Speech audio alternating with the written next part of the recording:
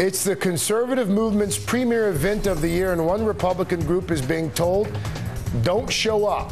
I'll talk to the head of GOProud about the snub. In 2 weeks, the conservative Republican group, CPAC, is hosting its annual conference in Washington. GOP leaders from Marco Rubio to Mitt Romney will be speaking, but one group will not be there, GOProud, which is a Republican gay rights organization. CPAC Chairman Al Cardania said that the group was excluded because they, quote, did not act properly as guests in the past. Take a listen. From time to time, there are organizations or individuals who we think go over the top when there are guests at CPAC. And for years, we've decided not to invite them again for the following year, given that particular set of circumstances. But what did they do? Joining me now, GOProud co-founder and executive director, Jimmy LaSalvia. Jimmy, it's good to see you.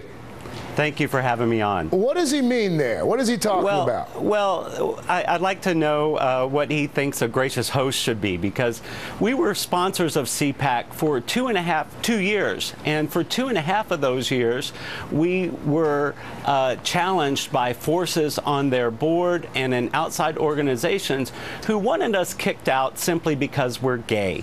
And they fought us because they don't believe that simply because of our sexual orientation, we should be a part of the conservative movement.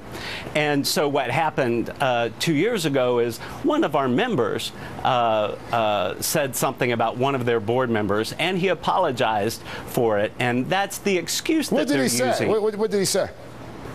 He used a name that sometimes is used, and he apologized to her, and that's what they were hanging their hat on 2 years ago when they kicked us out. But for the 2.5 years before that, we were facing boycotts and challenges because we're gay. Your group has been fairly critical of CPAC in the past. Why do you want to go at all?